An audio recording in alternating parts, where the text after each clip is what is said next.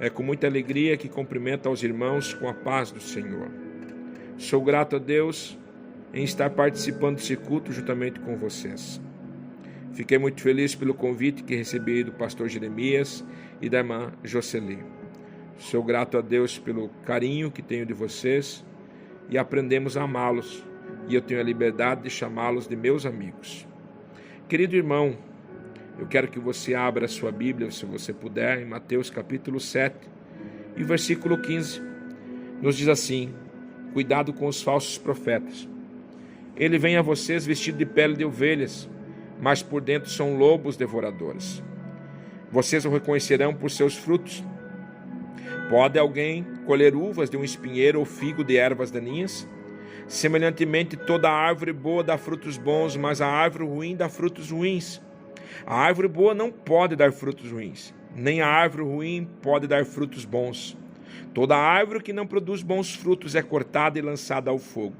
Assim, pelos seus frutos vocês o reconhecerão. Esse texto que nós lemos, querido, ele encontra-se inserido no Sermão da Montanha, que está entre o Mateus capítulo 5 e Mateus capítulo 7, que nós lemos.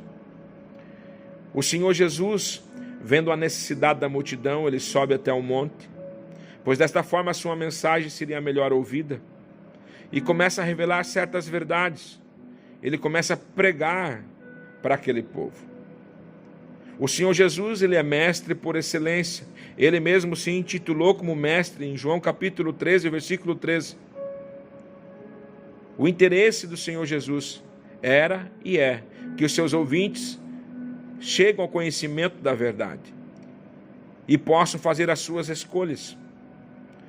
Alguns versículos antes que nós lemos, no versículo 13 e 14 de Mateus 7, Jesus vai falar de uma porta que é larga e um caminho que é amplo, e de uma porta que é estreita e de um caminho que é apertado.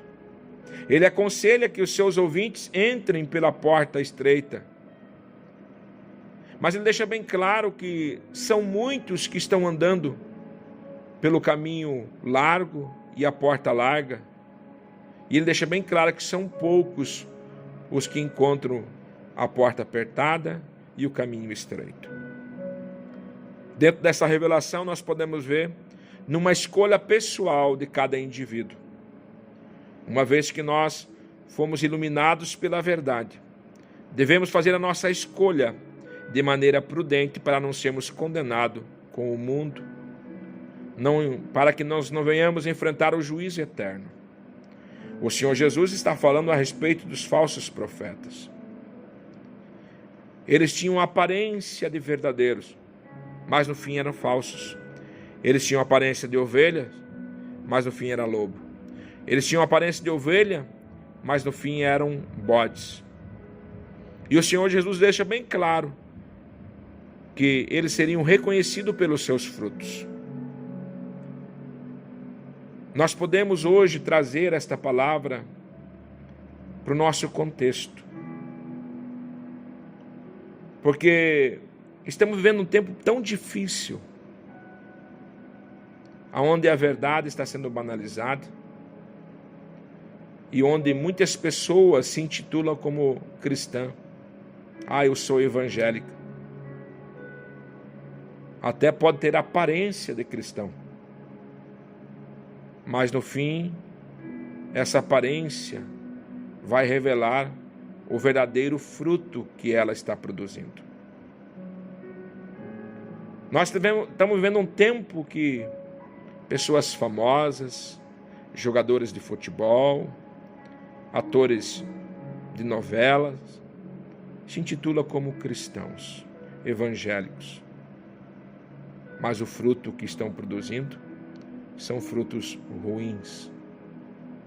Muitos deles abraçaram uma religião, uma religiosidade, mas não abraçaram o verdadeiro evangelho.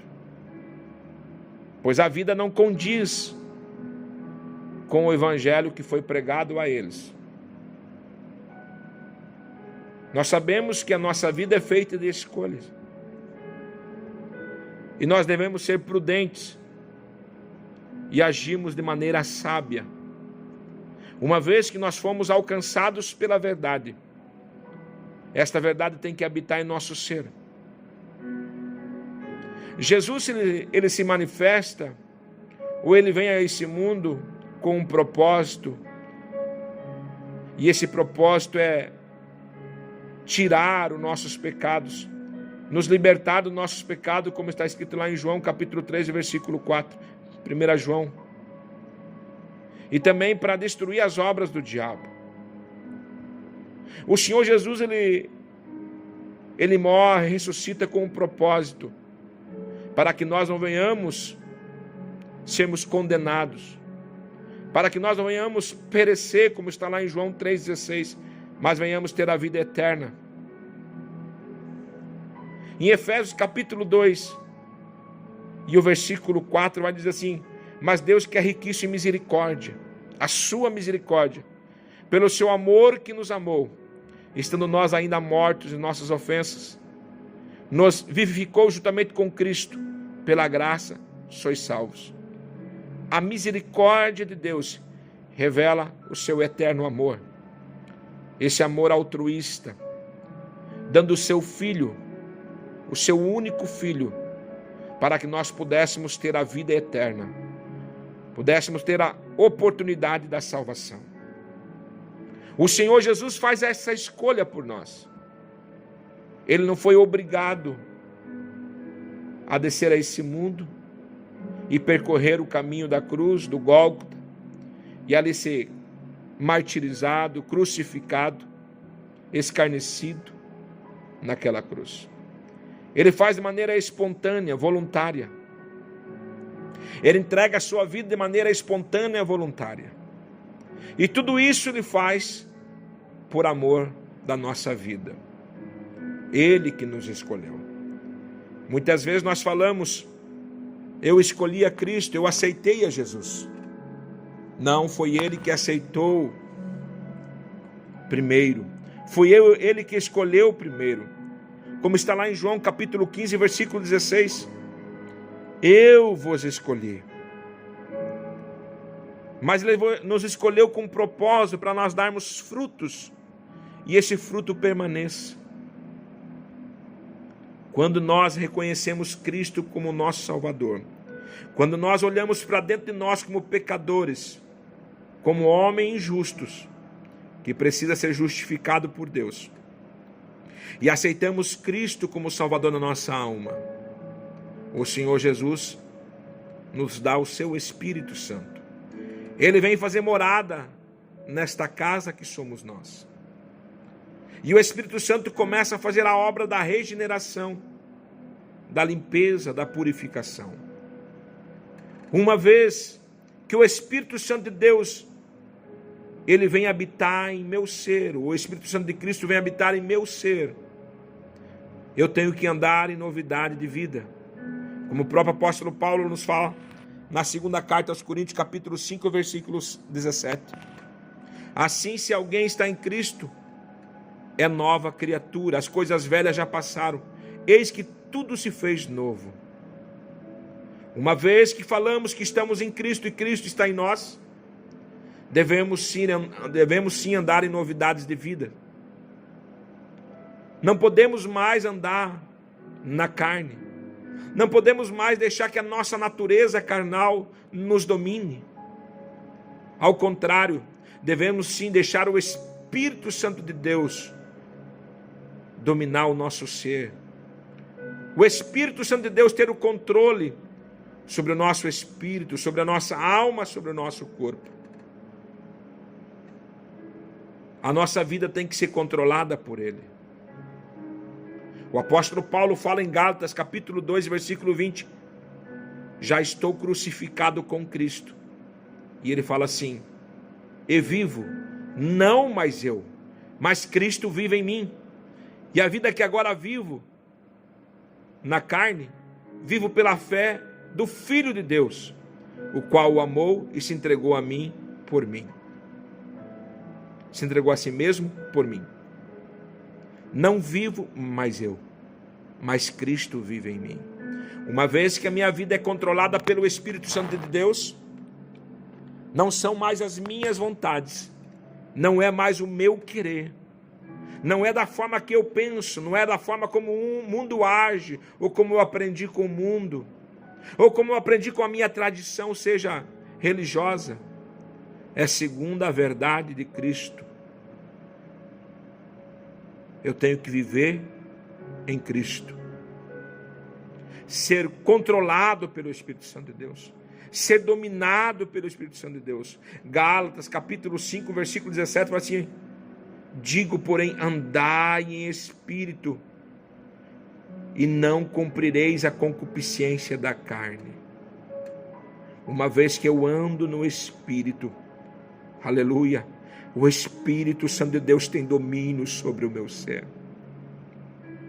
Logo eu vou ter condições de dominar a minha natureza terrena, a minha natureza adâmica,